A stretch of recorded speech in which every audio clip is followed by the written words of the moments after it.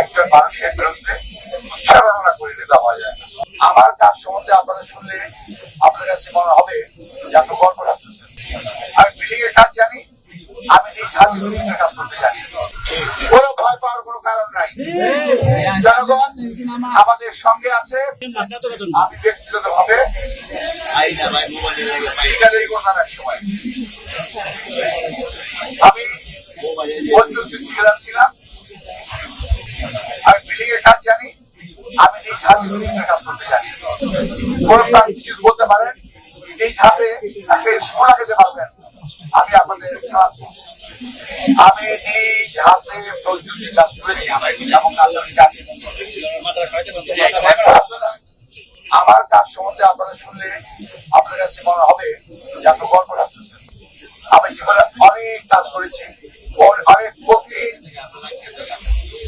পথ অতিক্রম করে আজকের আমার এই অবস্থা। এই অবস্থা একদিনে হয় নাই। আপনারা আসতে চান আসেন, তবে একটা কথা বলে দিয়ে যাবো, এই সমস্ত ছেলেমেয়েদের প্রতি দয়া করে একজন মানুষের বিরুদ্ধে উচ্চারণা করে দেওয়া যায় না। বরং নিজে কি করবেন, কি করেছেন, কি করতে পারবেন সেটা বলেন। আপনারা আমার নেতা তারেক তোমার সাথে সঙ্গে কথা বলেন, আমার খুব আশ্চর্য লাগে। আপনারা আমার সঙ্গে কথা বলেন, আমার খুব আশ্চর্য লাগে। মনে হয় এই বাচ্চা ছেলেগুলো কত উদ্গ্রাহী ওদের বয়স হয়ে গেছে, বিয়ে শাদী করেছেন, হয়তো বাচ্চা কাছে বাপ হবেন। আপনার বাচ্চা যদি শোনে তার বাবাকে মিথ্যাবাদী ছিল, আপনি যে কথাগুলো বলছেন এগুলো রেকর্ড থাকবে। আমি যে বলছি রেকর্ড থাকবে, এই রেকর্ড করে যখন তারা শুনবে তখন আপনার উত্তরে কোথায় যাবে এর ভবিষ্যৎ প্রজন্মের দিকে লক্ষ্য রেখে বক্তব্য রাখেন, ভবিষ্যৎ প্রজন্মের দিকে লক্ষ্য করে কথা বলেন, ভবিষ্যৎ প্রজন্মের লক্ষ্য করে ভবিষ্যৎ প্রজন্মের দিকে লক্ষ্য করে নিজের ভবিষ্যতে গড়ে তোলেন। বাচ্চাদেরকে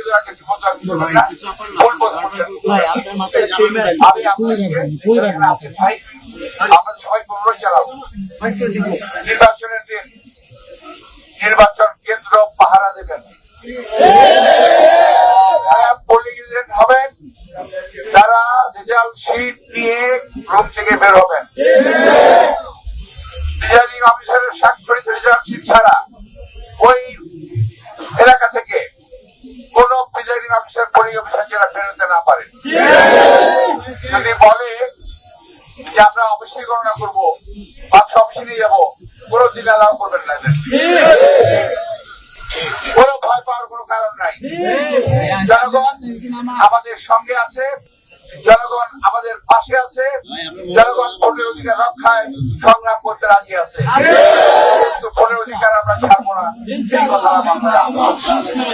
আমরা শুনছি ইলেকশন ইঞ্জিনিয়ারিং হবে জানতে পারছি, এবং এই যে নব্য প্রার্থীদের কথাবার্তা বুঝতে পারছি যে ইলেকশন ইঞ্জিনিয়ারিং হওয়ার চান্স রয়ে গেছে।